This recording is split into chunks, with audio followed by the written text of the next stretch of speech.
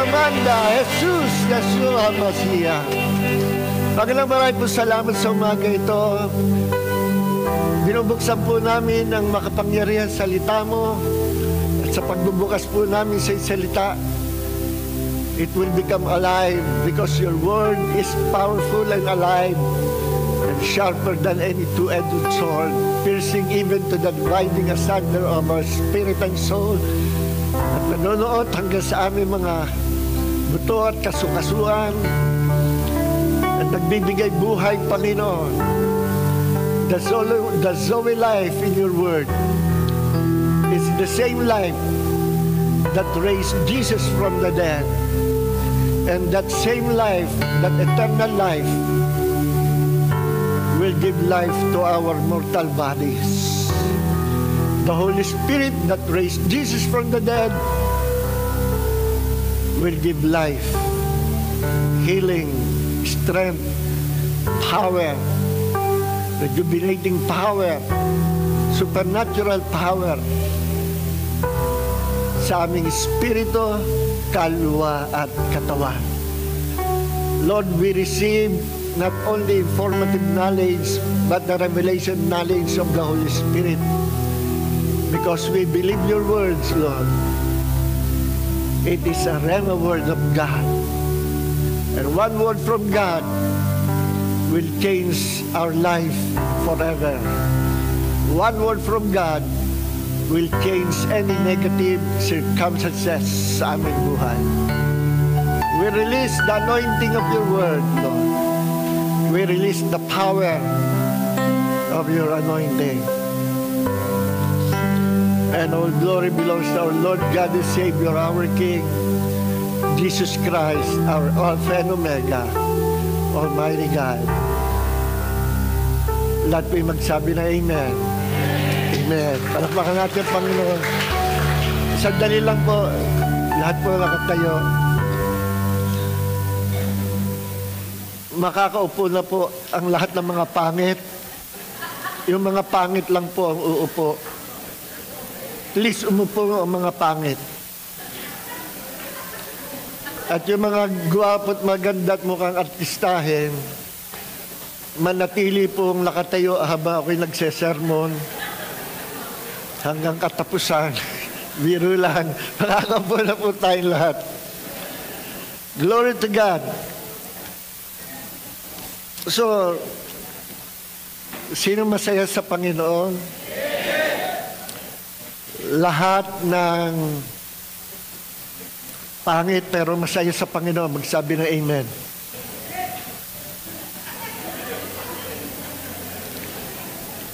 Lahat ng artistahin na pero masaya pa sa Panginoon, magsabing Hallelujah! Palapakan natin ang Panginoong Jesus. Nagagalak lang tayo sa presence ng Panginoon. So sa umaga po ito, ang ating pong teaching message is walking in love. Or, ang tanong, the question is, ito yung title talaga eh. Pinalitan ko ng question, ano? Are we walking in love? Salamat, Iha. Are we walking in love? You know? Tayo ba ay lumalakad sa pag-ibig? Kapag pinag-usapan pag-ibig, this is not the ordinary human kind of love. No? Hindi ito ordinary human kind of love. Dali lang po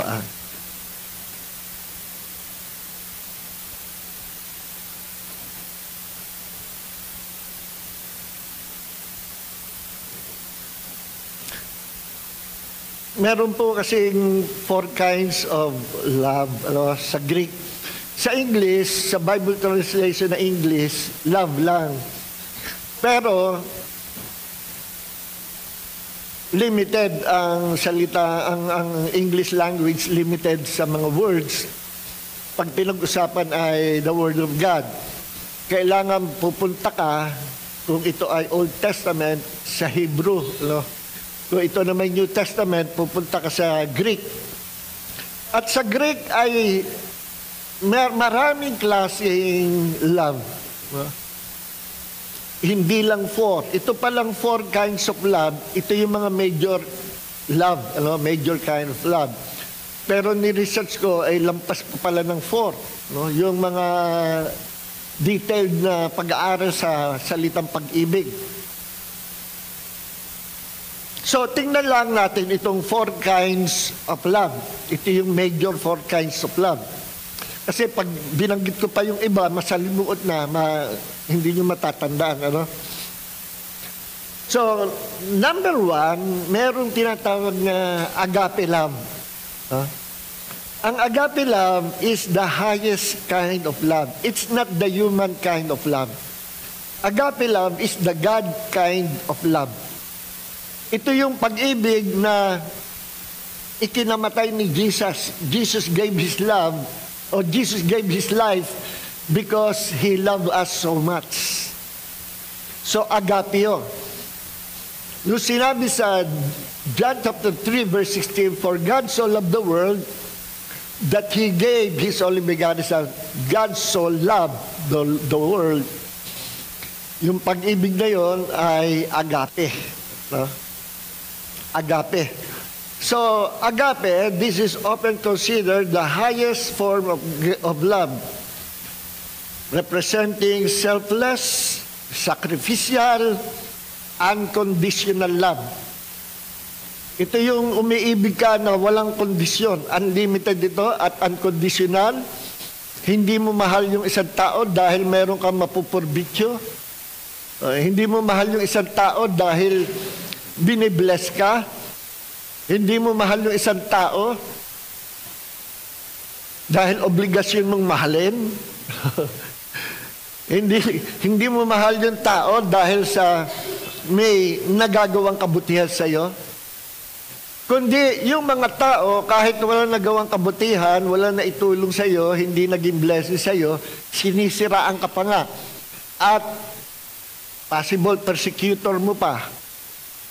Kontrabida sa buhay mo. Pero naia-apply mo ang pag-ibig ng Diyos, you are loving Him, loving them with your whole heart. Sa tingin natin, parang ang hirap gawin na ibigin mo yung kaaway mo, ibigin mo yung number 1 nanira sa'yo dahil naiinggit sa'yo. Pero tinuturo sa atin ng Panginoong Jesus to walk in the love of God. And the love of God always forgive others. Nung si Jesus ay namatay sa krus, o bago siya mamatay, ipinanalangin niya yung mga nagpahirap sa kanya.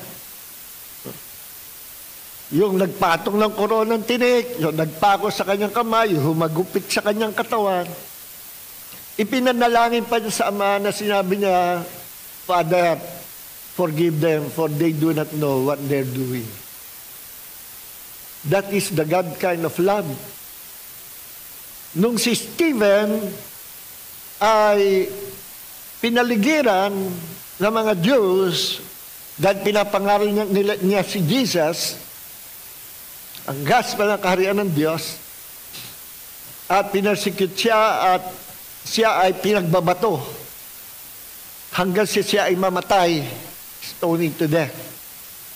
Kasi itong mga Jew na ito, hindi nila kilala si Jesus at hindi nila tinatanggap si Jesus na si Jesus ang Messiah. Hanggang ngayon naman sa Israel, majority ng mga Jews, ayaw nilang tanggapin na si Jesus dumating na ang Messiah. Kasi mali sila ng pag-unawa, ang nasa isip nila, earthly, physical kingdom ang itatayo ng darating na Messiah, at ang darating na Messiah ay makisig, mayaman, warrior, kagaya ni King David. Kasi yun ang prophecy sa Bible Kagaya ni King David, at i-establish ang kanyang kingdom. Kaya dumating si Jesus, nakasakay sa asno, simple lang, rugged ang damit. Yung mga natuwa sa kanya dahil naka-receive ng miracles, sumunod na sumunod sa kanya, pinakain niya 5,000, 3,000. Later on, yung mga tinulungan niya, mga pinakain niya, mga naka-receive ng blessings, iba yung mga himala, sila rin yung later on sumisigaw na crucify him. Mga walang utang na loob. At si Jesus, namatay sa krus, na lahat ng nagkasala sa kanya, gumawa ng masama, ipinanalangin niya na patawarin. Ganon din si Stephen, bago siya mamatay, pinagbabato siya dahil pinapangaral niya si Jesus. Bago siya mamatay, nanalangin siya, sabi niya, Panginoon, huwag mong i-charge sa kanila ang kasalanan ito. Meaning, forgive them, Father. Inihingi rin niya ng tawad. At si John, the beloved, pinakabatang apostol, siya yung pinakakahuli-hulihang namatay sa katandaan. Sinikap siyang patayin, at siya ay inilubog sa kumukulong langis. At nung siya itaas, buhay pa rin siya. Hindi siya mamatay-matay. Kaya ang ginawa, itinapon na lang siya sa island of Patmos. At doon siya, nung matanda na, nakalaya siya, nakarating siya sa Efeso, doon siya namatay sa katandaan sa Efeso. Sa kanyang pangangaral, meron siya na-convert, si Polycarp. At si Polycarp, isang mainit na alagad ng Panginoong Hesus, disciple ni John. Nung dinampot siya, hinuli, ginapos sa post, at nilagyan ng mga kahoy, ang ulo, ang mga paa, at yung kahoy na inilagay, yung matagal masunog. Matagal mawala yung apoy. Kung anong kahoy yun. Inilagay sa ulo, taka sa paligid. At nung siya ay nagliliyab na, sumigaw siya ng panalangin na, Panginoon, patawarin mo sila sa mga ginawa nilang ito sa akin. Imagine yung sumusunog sa kanya, na isigaw niya na patawarin. Yung kasi, yan ang mga tunay na alagad, kahawig ng Panginoong Hesus. They walk in the love of God. Ang tunay na alagad, hindi makikita sa ganda ng pananalita, sa ganda ng sermon, o sa daming alam sa Biblia, o may manifestation ng power. Hindi mo doon makikita ang tunay na alagad ng Panginoong Hesus kasi kaya lahat yon i-fake ni Satanas. Makikita mo ang tunay na alagad ng Panginoon if He is walking in the love of God.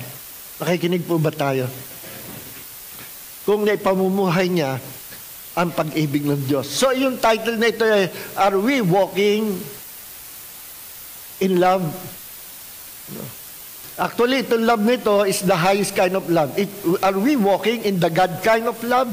Tayo ba'y lumalakad? Nabubuhay ba tayo sa pag-ibig na kagaya ng pag-ibig ng Diyos? Agape lang. Sacrificial love.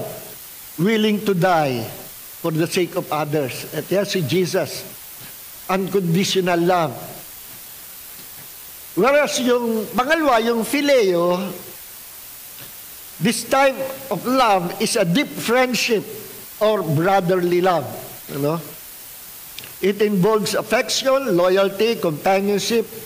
It is the love we have for close friends and family members. Yung pagmamahal natin sa mga best friend natin, sa mga kaibigan natin, sa mga ka-close natin, sa pamilya natin, sa kapatid natin, is a natural human kind of love. Phileo. P-H-I-L-E-O. Kaya lang, itong phileo pala, the human kind of love, because man is not perfect, Kapag ito ang in-apply niya, the natural human kind of love, may limitation at palaging conditional. Habang may nakukuha, may napapala ako sa iyo, mahal kita, friend. Habang ako'y pinapakain mo, pinapasweldohan mo, ikaw ang the best. At yung ating pagmamahal sa magulang, sa kapatid, natural human kind of love, natural lang, kasi kapatid natin, natural lang, kasi magulang natin. Pero madalas nagiging failure ang phileo, maraming pinalaki na magulang, nung bata ay inalagaan, inaruga,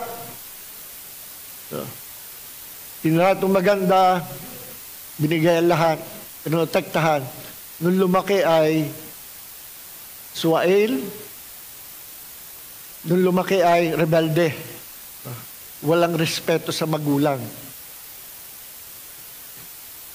That is phileo love.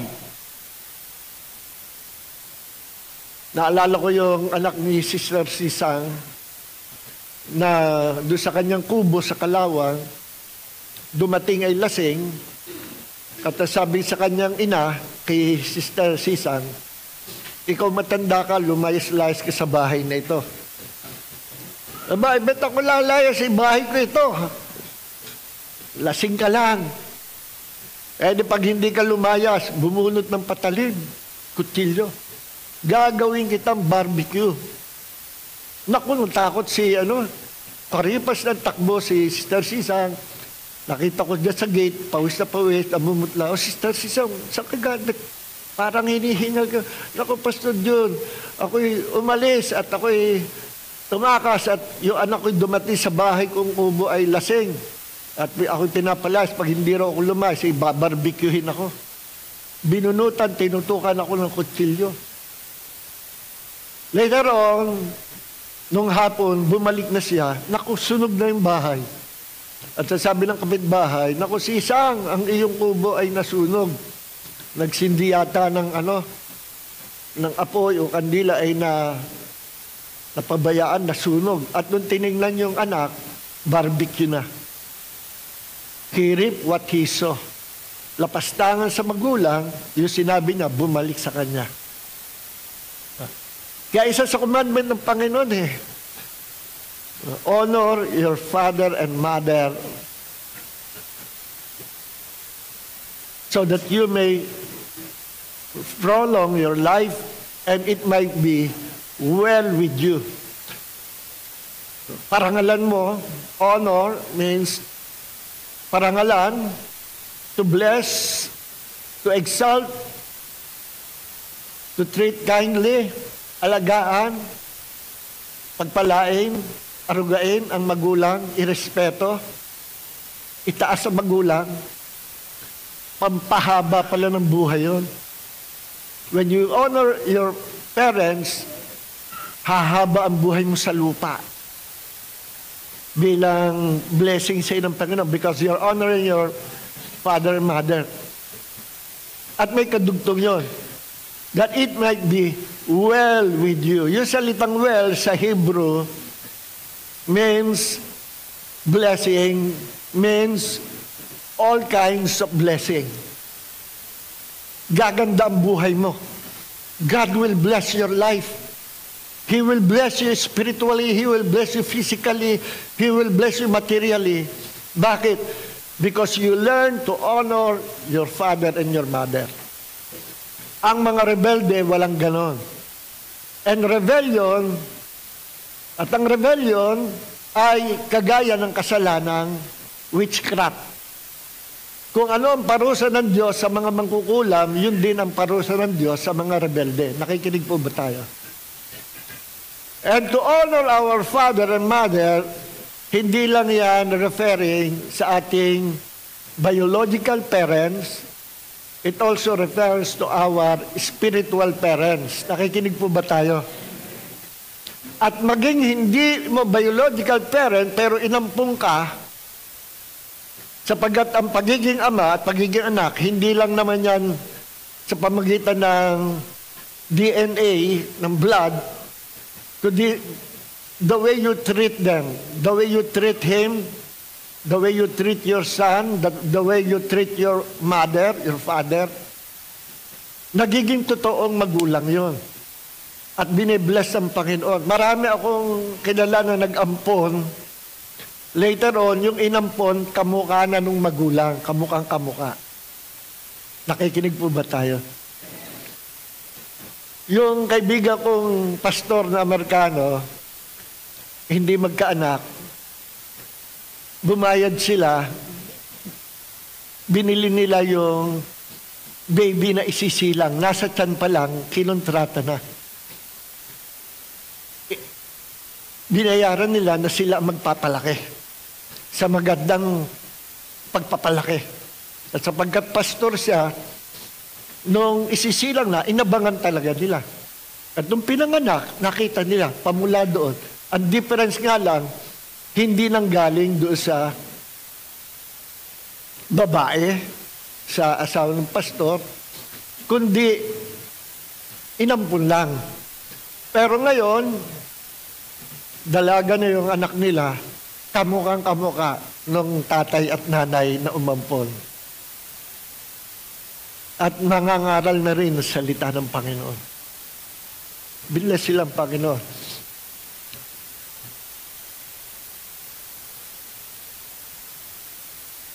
Kaya makikita nyo, no, hindi lahat ng pinalaki nagmahal sa magulang. Yun ang pileo lang. No? Next, meron naman tinatawag na istorge. This is a natural affection or familial love. It is the love between family members such as parents, children, siblings. It is characterized by familiarity and comfort. No? Ganun din, halos kahawig din ng phileo. Pagmamahal sa magulang, no? Sa kaibigan, sa kapatid. Ganun din, may limitation ng may kondisyon lagi yung istorge. At yung pinakahuli, eros. Pinakasalan mo, yung asawa mo kasi maganda at sexy. Pero nung tumanda na, marami na wrinkles at pumayat na, ng payat na payat, pinagpalit na, iniwan na. No? Physical attraction lang pala. O kaya, nung slim at sexy ay mahal na mahal niya, pero nung tumaba, tawag-taba, iniwan na at pinagpalit. Storge. Hindi storge. Eros. Ang eros, this is a romantic or passionate love. It involves desire, longing, and physical attraction. It is the love shared between spouses in marriage. So, yun ang eros ay may halong lust, may halong physical attraction, temporary lang. No? Kaya nga, ang the highest kind of love is agape. Kasi unconditional ito. Unlimited. Ganyan ang pag-ibig sa atin ng Panginoon.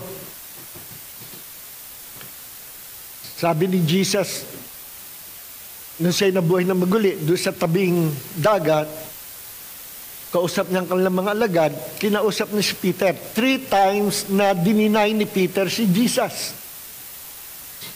Tandaan nyo? 3 times na dininay niya si Jesus. At naalala niya ito, nung tumila ako yung manok. Sabi ni Jesus, pinrapi sa Peter, i-deny mo ako 3 times pag tilaok ng manok. Kaya naalala niya, umiiyak si Peter, sising-sisi siya.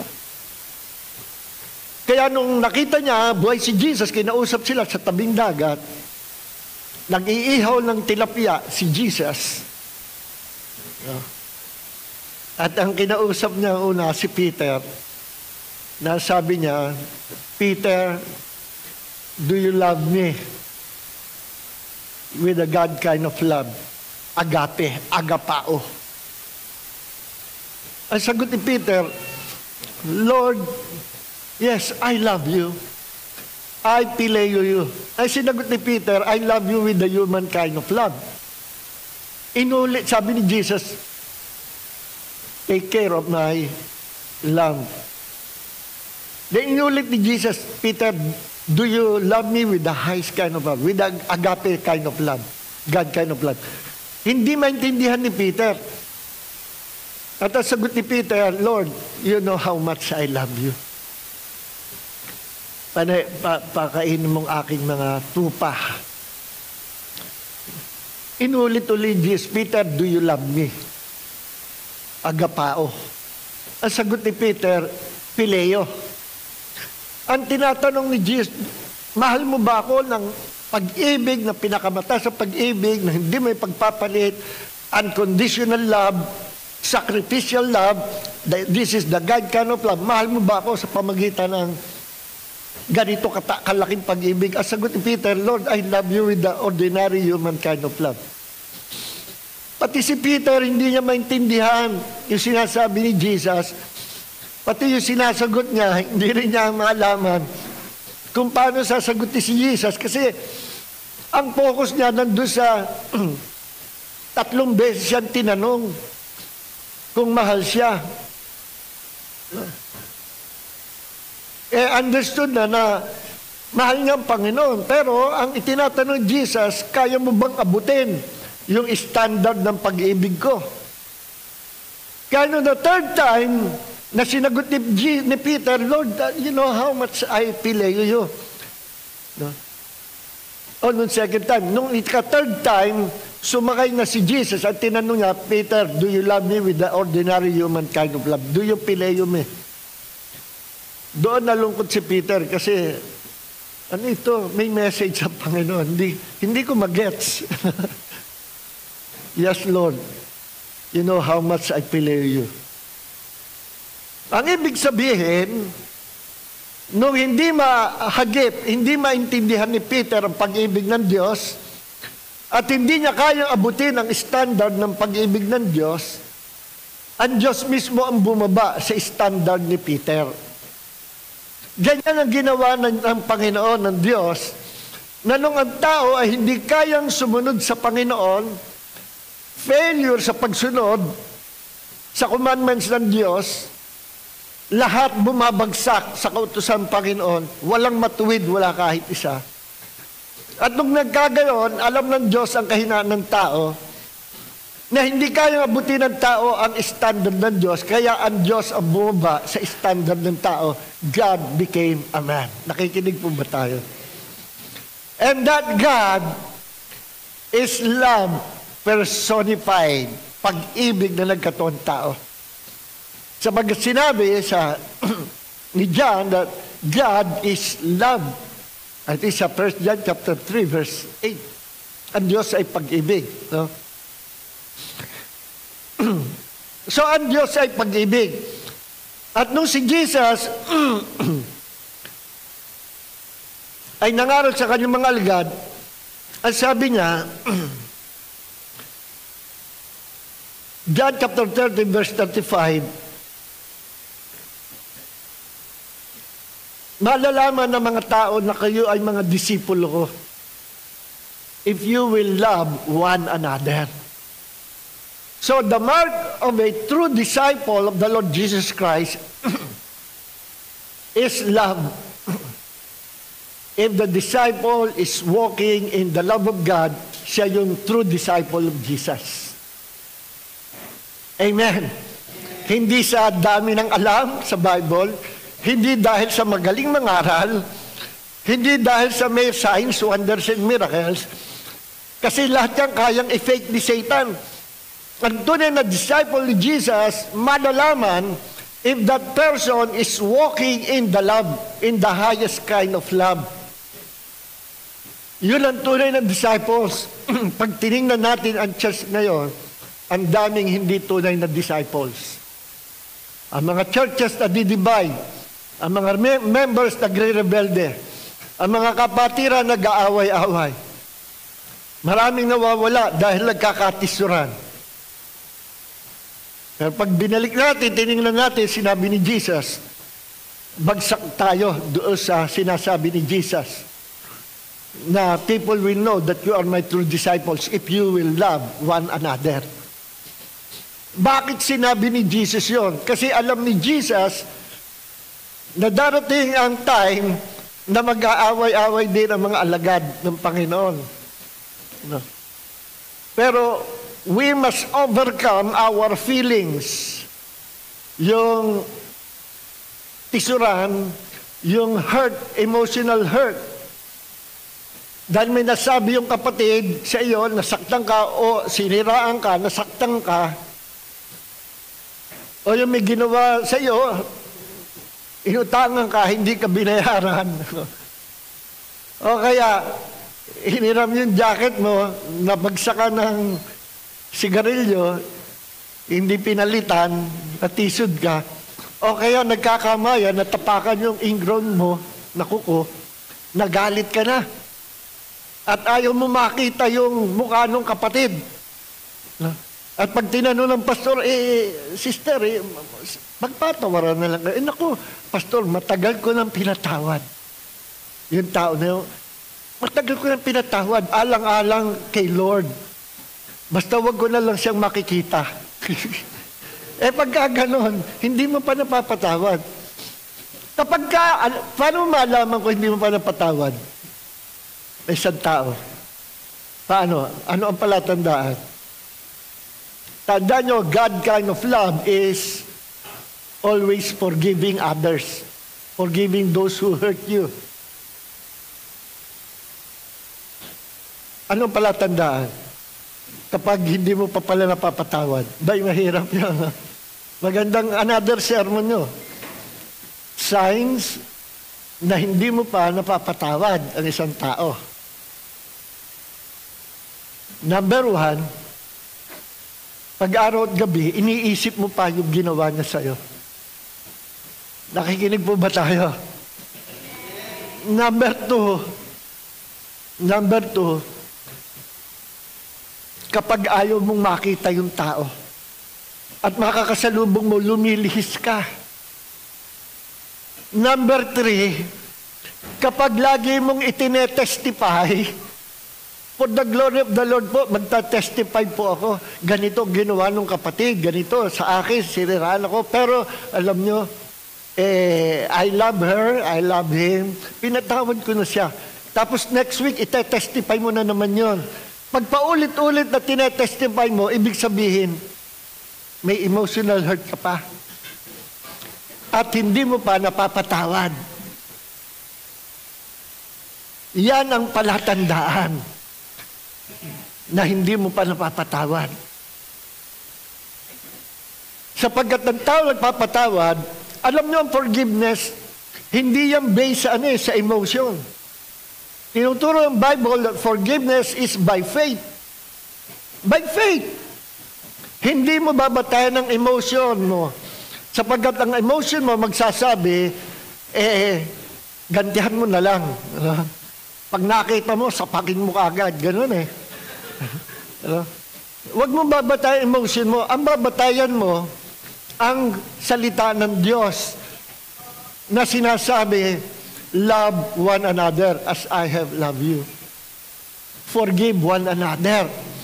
Na sinasabi sa Mark 11:25 na patawarin nyo yung mga taong nagkasala sa inyo sapagkat kung hindi nyo patatawarin, hindi rin kayo patatawarin ng inyong amang nasa langit.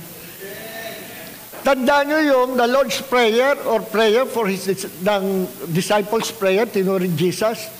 Our Father who art in heaven, hallowed be thy name. Ang ending, at kung merong gumawa sa inyo na masama, patawarin mo sila. Sapagkat kung hindi rin kayo patatawarin ng inyong Ama na nasa langit. Mabigat po yun. Ibig sabihin noon, kaya ka palang hatakin sa impyerno kahit ka pa born again, kahit ka pa preacher, pastor, at 40 years ka ng Kristiyano, kaya kang hatakin sa impyerno ng kasalanang unforgiveness. And right now, at present, in hell, There are many Christians in hell na kaya sila napapunta sa hell because of the sin of unforgiveness. Nakikinig po ba tayo? Another na mga dahilan kung bakit maraming Kristiyano sa hell, because of the sin of pride. And the sin of pride is the root of all sins. The greatest sin is the sin of pride. The mother of all sin is the sin of pride. Why? Kasi ang unang nagkaroon ng pride at umimbento ng pride ay si Lucifer, si Satanas. At dahil sa pride, nagsanga-sanga na ang iba-ibang klaseng kasalanan. Name it. Bumanggit kayo ng kasalanan. Iti-trace natin ang pinanggalingan niya, laging pride. Pride is selfish. Pride is self-centered. Pride is exalting himself. Ang pride ay dumodominate ng kapwa-tao. Umaapak ng kapwa-tao, naninira ng kapwa-tao. Gusto niya lahat ng blessing sa kanya lang. Naiinggit siya kapag may napopromote. Nagagalit siya kapag hindi siya napansin. Nagagalit siya kapag hindi siya ang center ng attention. Pag hindi siya ang bida. Nagagalit siya kapag hindi siya na-promote. Those are the sin of pride. And pride will bring you to hell. And right now, napakaraming testimonies ng mga Kristiyano, people who went to hell, near-death experience, at yung iba ay vision or spiritual experience na dinala silang Panginoon sa hell to testify to the whole world that there is a real horrible place called hell. Na once ang tao na papunta sa hell, hindi na siya pwedeng bumalik. Hindi na siya pwedeng magsisi kahit magsisi ka pa. Wala na, kasi patay ka na, nandoon ka na. Ang hihintay mo na lang, Judgment Day, the Great White Throne Judgment, na lahat ay haharap, lahat ng nasa impyerno, haharap sa Diyos. And then, pati si Satan and his fallen angels and his demons, lahat haharap sa Diyos. And the judgment, Great White Throne Judgment. And then, they will be thrown into the lake of fire na forever and ever, doon na sila forever sa buong eternity, kalilimutan na sila ng Diyos. Ang lake of fire ay basurhan ng mga espiritu na hindi ligtas. Nakikinig po ba tayo? Tandaan niyo mga kapatid, salvation is just by the grace of God. Whether you are a pastor, evangelist, bishop, apostle, or ordinary layman, salvation is a gift. It is by God's grace, bigay lang ng Panginoon.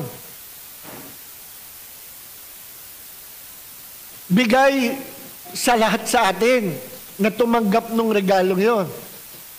Pero once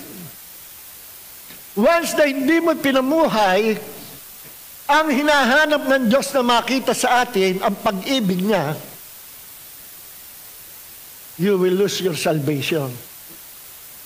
Because salvation is just a free gift. It's by the grace of God.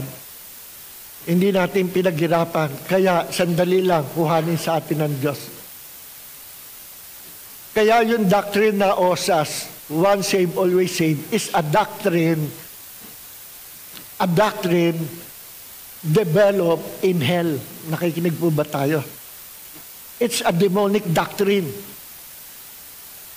Nalulungkot ako. Karamihan mga Baptist, dala-dala pa yan hanggang ngayon. Ininvento yan nung panahon ng Reformation na hanggang ngayon, ina-apply pa.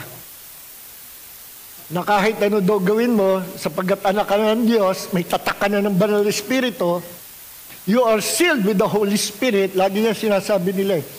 Hindi na mawawala salvation. At i-quote nila ang John chapter 10, ang sino man sa inyo'y walang makapag-aalis sa aking kamay, sabi ni Jesus. At sino man sa inyo'y walang makapag-aalis sa kamay ng Ama. So, dalawang kamay ang nakahawak sa atin. kay Jesus Sama. Kaya ang ibig sabihin, once saved, always saved. Ang layo, out of context. Hindi ka nga maalis as long that you are a sheep, sabi ni Jesus, referring sa sheep. Ang mga tupa ko, walang makaalis sa aking kamay. Iingatan ko sila, yun ang ibig sabihin. Poprotektan ko sila. Kung ikay tupa at nagpapakatupa, nakikinig po ba tayo? John chapter 10 verse 27, my sheep hear my voice. And I know them and they follow me. Maraming Kristiyano, ayaw pakinggan ang tinig ng Diyos, ayaw pakinggan ang kautusan ng Diyos. Lumalakad sila ayon sa fashion ng kanilang damdamin, ayon sa gusto nila. No. Anyway, ligtas na naman ako. Then, pagdating ng final day, kinuha siya ang Panginoon, magugulat siya at lahat ng mga Kristiyano na sa hell ngayon, nagulat. Akala nila ligtas sila. Kasi, salvation is just by faith lang daw. By faith. Totoo yun. Ephesians chapter 2 verse 8. We've been saved by faith. It's by the grace of God, not by doing good works. Para sino may huwag maging mayabang o magmapuri. Naligtas tayo sa pananampalataya. Yun ang sabi ni Paul, Ephesians chapter 2 verse 8. Pero hindi natatapos si Paul doon. May kadugtong yun. At connected yun sa John chapter 2. Ano sinabi sa John chapter 2? Verse 14 and 26. Hindi ko nabubuk sa Bible. Show me your faith without works, and I'll show you my faith with works. Because faith without works is like a spirit or a body without a spirit. Ang katawan walang espiritu, patay. Ang pananampalataya walang gawa, patay, baog. You can have all the faith in the world, but without works, you will end your life, and you will spend your eternity in hell and in the lake of fire. Without works. Listen mga kapatid, nagtuturo ako, I believe that salvation is by faith. Yan ang doctrine natin, by faith. Not by doing good works. Basic yon, Salvation 101. Lahat ng tao lumapit kay Jesus at nagsisaka siya, tinanggap siya bilang Panginoon, Diyos, tagapagligtas niya. Immediately, God will welcome him into His kingdom. At immediately, salvation binibigay sa kanya. Dahil nanampalataya siya. Yan ang salvation natin by faith. Now, that we are saved by faith, anong susunod? Hindi doon natatapos eh. Kailangan lumago ka ng lumago at makita sa iyo ng Diyos yung kalaguang hinahanap niya. Ano yung kalaguang hinahanap ng Diyos? If we are walking in love. Yung kalaguang hinahanap ng Diyos ay yung fruit of the Spirit. No? Yung fruit of the Spirit, yun yung tinutukoy ni James na show me your faith without works, and I'll show you my faith with works. Faith without works is dead. Meaning, faith without the fruit of the Spirit. Faith without living a holy life. Faith without Christ-like character is dead. You will go to hell without Christ-likeness. Nakikinig po ba tayo? Sapagkat yung sinasabing works doon, hindi yung sinasabing works ni Paul. Yung sinasabing works ni Paul, yung, ano ba yung magawa? Di ba yan ang doctrine ng mga Jehovah's Witnesses? Mormons? Kaya sisipag nila na mag-evangelize house to house. At ang INC, na kailangan obligado, mag-tithes ka, part ng works. Ang salvation nila based sa doing good works. Pero hindi yon ang magliligtas, kundi pananampalataya kay Jesus. Anong faith yon? Bakit ang mga kulto hindi saved? Kasi meron silang faith, pero hindi tamang faith. Ang faith nila, Jesus is just a human being, but not God.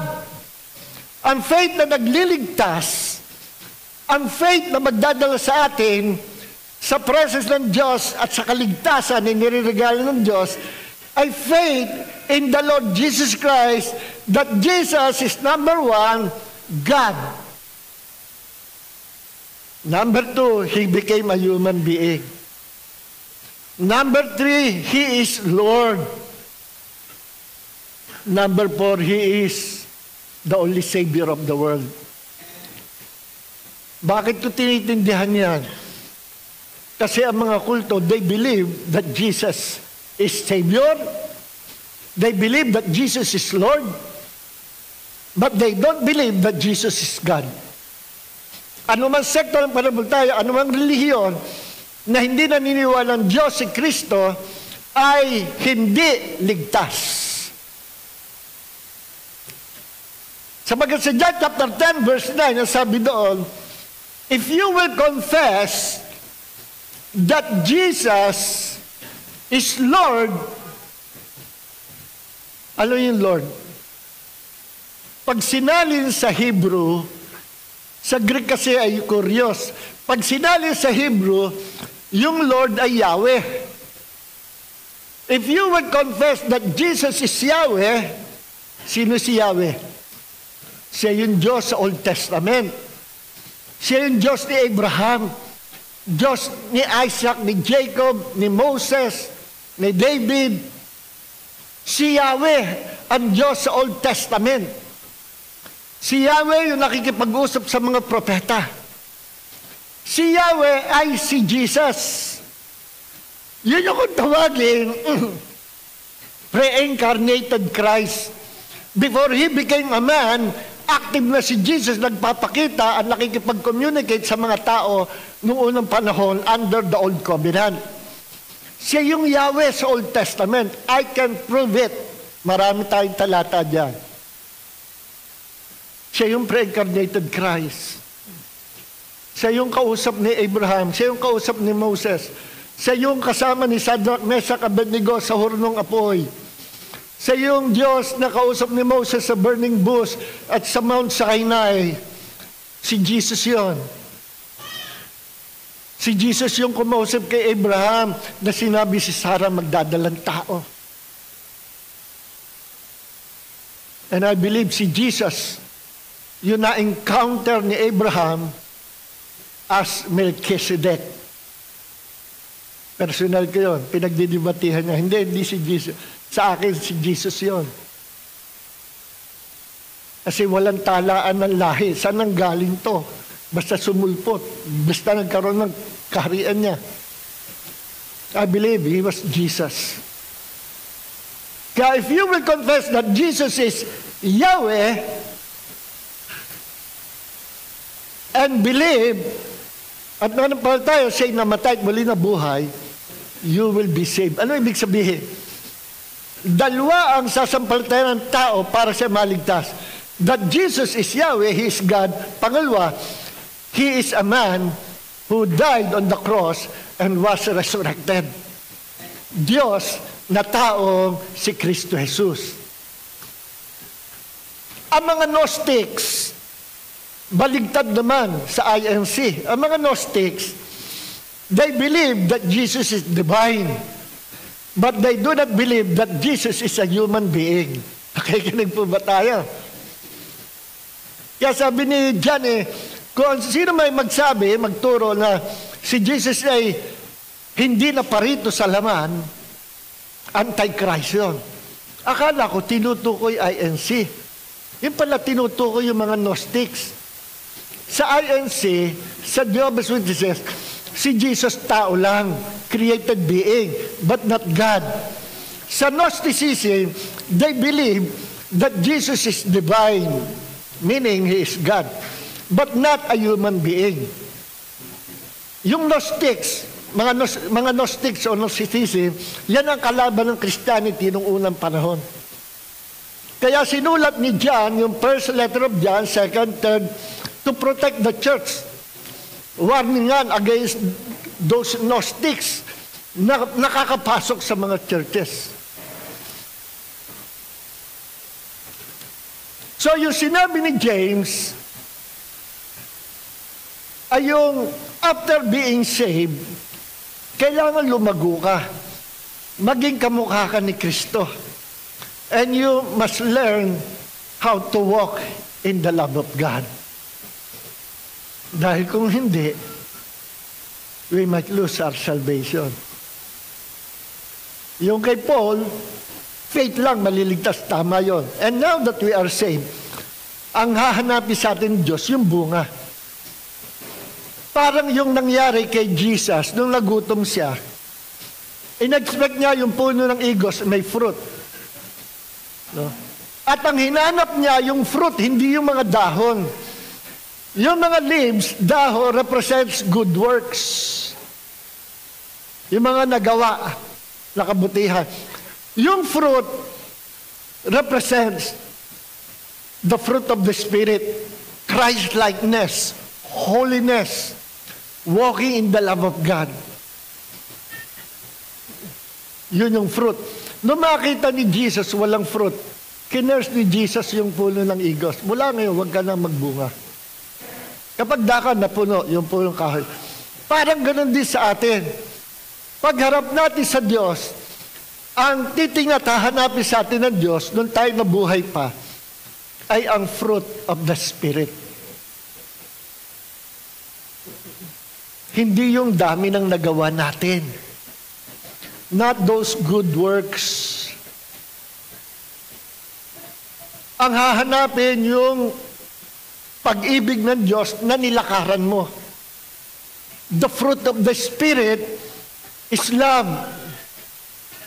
At pag meron kang love, magmamanifest ang joy, peace, long-suffering, meekness, gentleness, goodness, temperance, faithfulness, magmamanifest lahat yan because you have the love of God. Amen. Galatians 5:22 and 23 yun. Tingnan natin sa John chapter 15.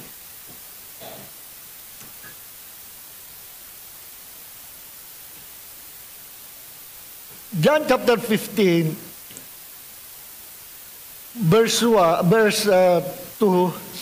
sabi ni Jesus, every branch in me that does not bear fruit, He takes away, and every branch that bears fruit, He prunes it so that it may bear more fruit. Titingnan sa atin ang Panginoon, sa ating spiritual growth, kung tayo nagbubunga. Anong bunga yon? Christ-likeness. The fruit of the Spirit, love. Christ is love. Kapag ka nagbubunga, siya yung lalong ibibless ng Panginoon.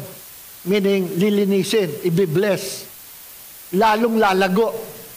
Yung branch na nagbunga, o yung branch na hindi nagbubunga, pinuputol yun, ginugupit yun. Nakakita ko niyan eh. Pagtitrim, ginugupit pala yung mga sanga na natutuyo at hindi nagbubunga. Kasi istorbo yun sa pagbubunga. Tinatanggal yun. Tapos yung sanga na nagbubunga, lalong lilinisin, aalagaan yun. Para lalong magbunga. Yung nagbubunga, lumalago, lalong palalaguin pa ng Panginoon. At dito, ang mababasa natin sa verse 6, if anyone does not remain in me, he is thrown away like a branch and dries up. Ang sino man na hindi nananatili sa akin, meaning, hindi siya ipinamumuhay, hindi sumusunod, ay kagaya ng sanga na natutuyo. At pinuputol, ito'y matutuyo, and, ang sabi dito, they gather them and throw them into the fire, and they are burned. Itatapon sa apoy at masusunog. Lake of fire po yun. Lake of fire. Sa mga kapatid na Baptist, interpretation nila dito, sapagat they believe sa osas, in-interpret nila, yung fire ay fire ng pagsubok. Abay, hindi. Kaya sabi ko doon sa dalawang kabataan nag-evangelize doon sa gate namin, sabi ko, mga totoy, ako yung pastor doon hindi naman ako naniniwala sa osas Hindi po, yung sinabi na ganito, nagkokot, sabi ko, hindi, tinan mo John chapter 15 verse 6, sabi ko, yung sinabi doon na ang sanga na hindi nagbubunga, pinuputol at tutuyo, tatapos sa apoy. Apoy po yun ng pagsubok. Sabi ko, hindi, kako. Apoy yun ng impyerno. Lake of fire. Tanong, kung yun ay pagsubok, yung bansa nga na tinapos sa apoy, marerestore mo pa, marerecover mo. Mapapanariwa mo pa uli yun. Pwede mo pa rin idugtong sa puno. Hindi sila nakasagot. Kasi mali yung interpretation. Iniugma nila, yung doctrine nila, doon sa, yung verse, iniugma nila sa doctrine nila. Na kumukuha ng verse na uugma, kaya mali interpretation. Dapat yung doctrine, ang pinaka-foundation, yung Bible, yung verse.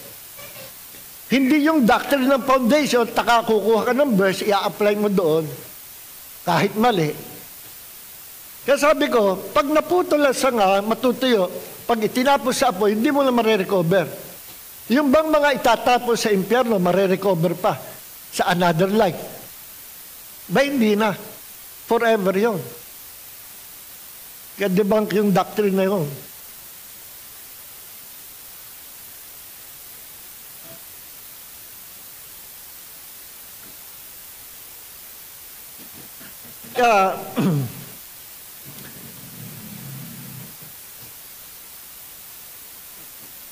Kaya yung Kristiyano, malalaman mo kung malago o hindi kung siya nagbubunga.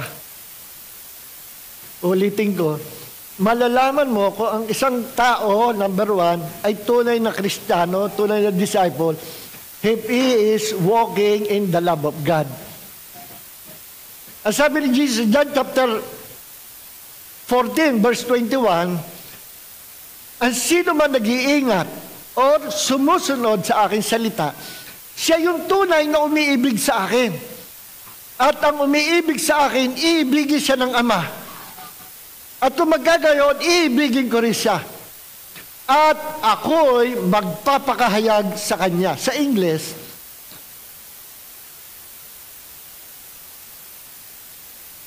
if anyone keep my word, it is he who really loves me, and the love of the Father or the Father will love him, and I will also love him, and I will manifest myself to him. I-reveal ko, ihayag ko sarili ko sa mga mananampalataya na sumusunod sa akin, sapagkat yung sumusunod sa akin, siya yung tunay na umiibig sa akin.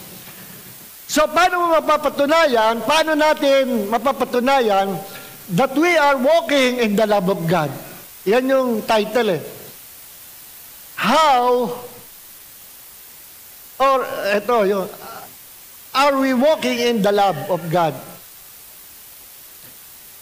How can we know that we are walking in the love of God? Paano natin malaman kung tayo lumalakad sa pag-ibig? Number one, kung tayo sumusunod sa Kanya. Obedience. Number two, ang pag-ibig ng Diyos, laging humble. Jesus humbled Himself and became a man. Because Jesus is love. personified. Siya ay pag-ibig na nagkatawang tao. Ang pag-ibig, laging kaakibat yung salitang humility. One time, sinabi ng mga alagad, Lord, sino po yung the greatest in the kingdom of God? At sinabi ni Jesus, the greatest in the kingdom of God are those who learn to humble themselves. Yung mga tao na tuto o yung mga tao na nagpakababa. Sa Diyos, nagpapakababa sa harapan ng mga tao. Sila yung greatest. Akala ko ang greatest yung maraming na-win na souls. Paramihan na nahikayat. Karamihan ngayon, yung mga maraming nahikayat, sila yung nabibiktima ng pride. Hindi ko dinidiscourage sa panghikayat ng kaluluwa. Dapat tayo manghikayat. Utos sa ating Great Commission niya. Pero wag tayong magpapatrap o magpapadeceive sa trap ni Satanas. Dahil sa marami tayong nahikayat, ipapakita at papaalala ni Satanas yan at sasabihin, ang galing mo. Ang galing mo, Brad. Tatawagin ka pa, Brad. Sinong Brad? Kita mo, dami mo nahikayat. Mas marami ka pang nahikayat sa pastor mo. You are the greatest. Kita mo, ang laki mo mag-tithe sa church, you are the greatest tither. Kita mo, ang dami mo nagawa, ang taas ng ministry mo, ang laki na ng church mo. Karamihan, sila yung nabibiktima ng pride. At sabi, there are many Christians in hell, pastor, evangelist, ordinary believers that are now in hell because of the sin of pride. Nakalimutan nilang ibigay sa Panginoon ang glory. At naging self-centered sila, inangkin nila yung galing, yung nagawa nila, self-exaltation, papogi point sa sarili, at hinihintay nilang papurihan sila ng mga tao. Hinihintay na sila interviewin, Pastor, ano sikreto mo? Ang laki ng church mo. Hinihintay interviewin na, ano ang sikreto mo? Ang dami mong ang dami mong outreach, ang dami mong nakaluluwa. And very proud sa sarili. Kasi magaling ako mag-disciple sa loob-loob niya. Sasabihin niya, hindi, glory to God, pero sa loob-loob niya, kasi ang galing ko mag-disciple. Compare sa iba, mas magaling ako. Naku, kaya kang hatakin sa hell. Sapagkat ang salvation ay free gift lang. Sandali din lang na bawiin ng Panginoon. Nakikinig po ba tayo? So, iwasan natin yung sin of pride. Because sin is the root of all evil, or sin is the root of all sins, or pride is the root of all sins, and pride is the mother of all sins. Ang creator niya, si Lucifer. So, paano malaman kung ikaw ay lumalakad sa pag-ibig? Kung ikaw ay sumusunod. Obedience. Kung ikaw ay may humble heart. At ang taong may humble heart, submissive. Ang love of God, laging nagsasubmit. Si Jesus co-equal with the Father. Alam niyo ba, si Jesus co-equal with the Father sa pagiging Diyos. Holy Spirit co-equal with the Father sa pagiging Diyos. Pero sa istorya ng salvation, ang ginawa ng Diyos, bumaba si Jesus, bumaba ang Holy Spirit. Jesus and the Holy Spirit nagsubmit sa Father. At ang Godfather ang umupo as chief executive para sa isang kumpanya, at siya yung sender, siya yung nagpapadala, siya yung nag-uutos, siya yung nagkukomisyon. Kinomisyon niya si Jesus, kinomisyon ng Holy Spirit. Si Jesus nagsubmit sa Father. Ang Holy Spirit bumaba rin para backupan si Jesus sa lupa. Both Jesus and the Holy Spirit nagsubmit sa Father. Si Jesus, He humbled Himself and became a man. Yan ang love of God. Ang love of God, kahit nasa ibaba kang posisyon, you don't care. Kahit hindi ka ma-promote, you don't care. Kahit hindi ka ma-promote ng tao, ang mahalaga, kita ng Diyos ang ginawa mo. Maliit o malaki, you're giving glory to God. Yun ang may punto sa Panginoon. Alam nyo, nasa 46 years na akong Kristiyano. Sa pagiging pastor, nasa 39 years na. For almost 40 years, hindi ko nakita itong ipinapangaral ko sa inyo. Nakikinig po ba tayo? For almost 40 years, kailan ko lang nakita ito? At nung nakita ko ito, God humbled me nung makita ko ito. At hindi madali ang i-humble ng Panginoon. Dadanas ka ng apoy ng pagsubok. Just to humble you. God will allow the devil to persecute you, to abuse you, to tempt you. Lahat ng klase, i-allow ng Diyos para i-humble ka ng Panginoon. Sapagkat kapag minsan, ang mananampalatayang mataas na, nasa ere, ang hirap i-humble. So gagamit ang Diyos ng paraan to humble you. Muntik na rin ako mabiktima ng pride na yan. Hindi ko pa alam. Kaya nga ito yung sinasabi ko sa mga batang pastor, sa mga magpapastor, na ingatan mo sarili mo, na huwag mataas ang sarili mo. Huwag mong i-compare ang sarili mo sa iba. Masisira ka.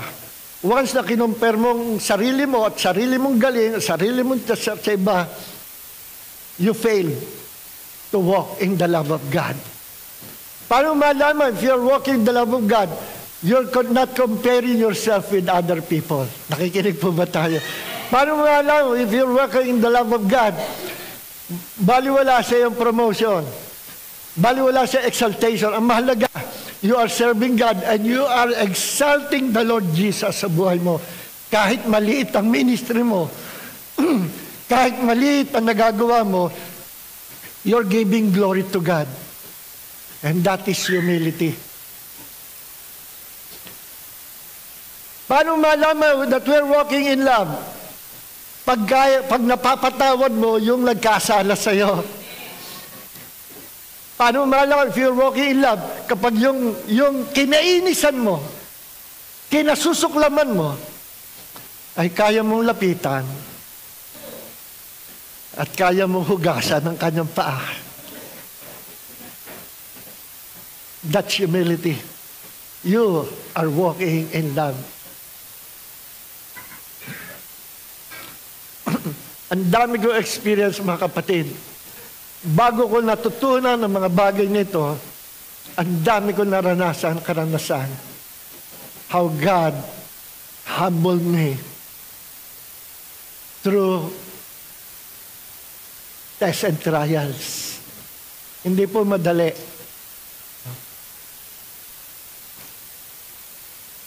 Kaya sabi ko sa Panginoon, Lord, even hanggang sa kahuli-hulihang hininga ko, I will preach the gospel. And I will teach your people the spirit or the force, the power of humility and to resist pride. Nakikinig po ba tayo?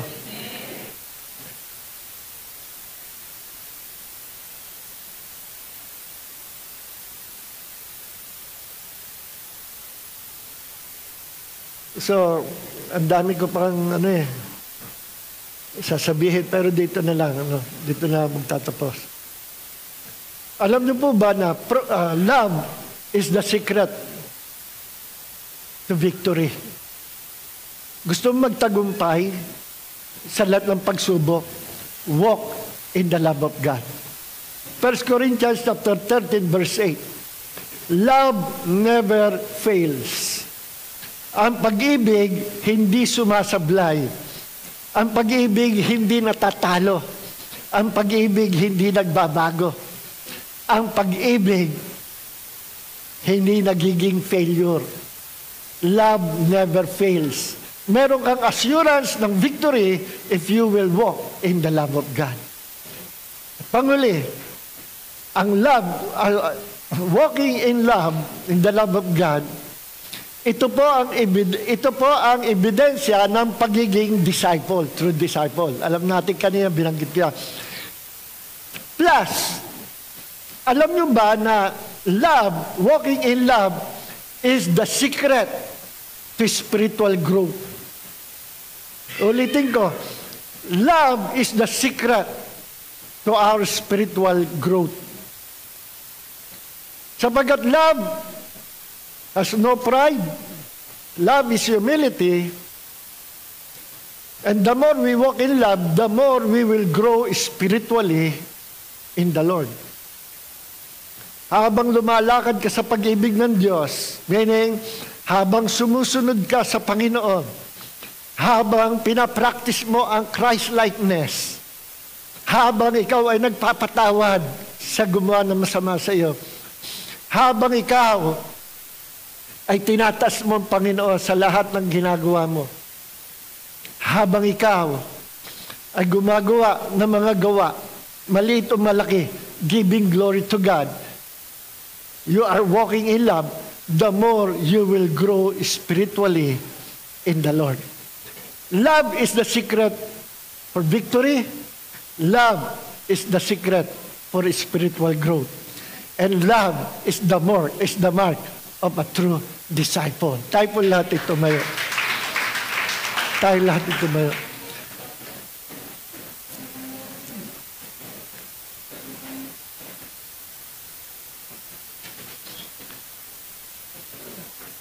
So, mamaya po, cancel yung meeting ng mga coordinators. Instead, itutuloy po natin yung meeting sa Sunday. After ng second service, meron po tayong meeting, core group and coordinators. Agenda natin, marami, yung Kapaskuhan darating. So, sabihin nyo sa inyong katabi, kapatid, sasabihin ko sa iyo na ikaw ay hindi kasali sa meeting. Pero kung ikay coordinator, kasali ka. Sabihin mo, kapatid, I release the blessings of God upon your life. I love you with the love of the Lord. Amen. Ngayon, halikan nyo yung kapatid nyo. Another biro lang. Shake hands one another. Shake hands. Amen. Palakpakan natin ang Panginoon. Hallelujah!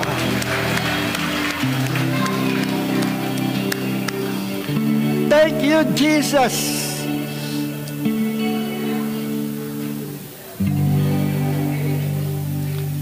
Lord, marami po salamat sa tanghali nito, sa pagsasalita mo sa bawat sa amin. Salamat po, Panginoon, na binigay mo sa amin ang sikreto. How to win every battle of life, how to conquer our enemies, how to grow spiritually,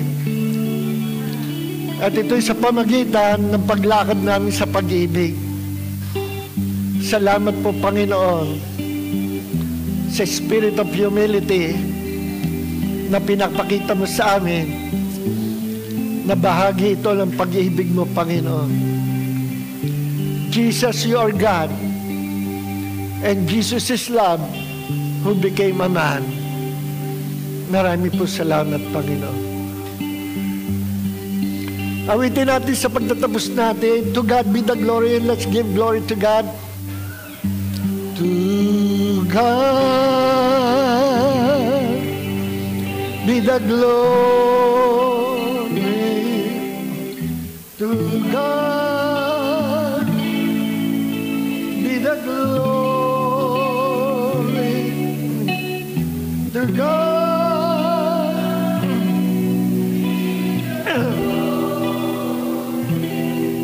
for the things He done.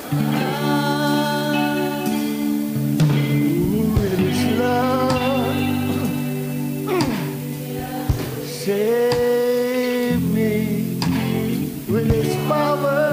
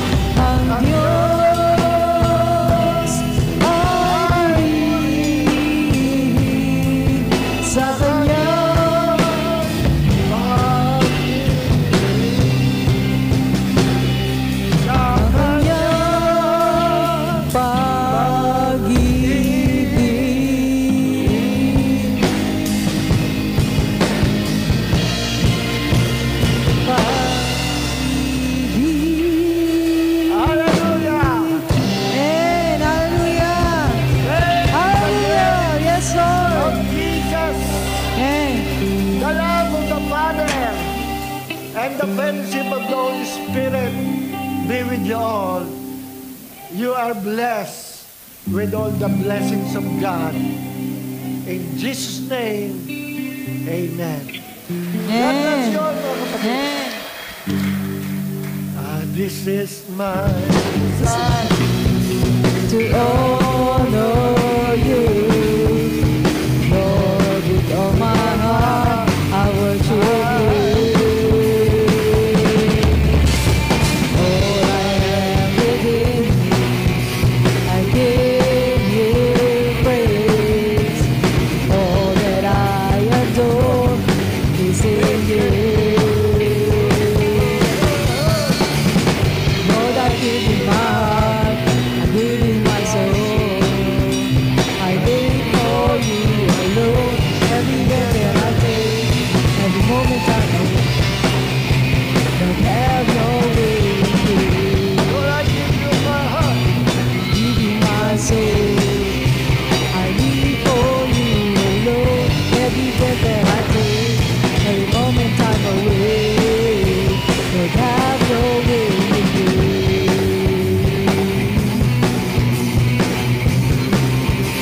Don't have your way with me.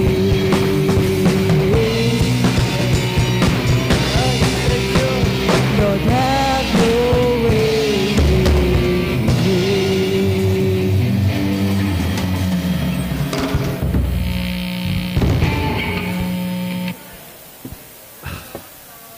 Ay, God bless.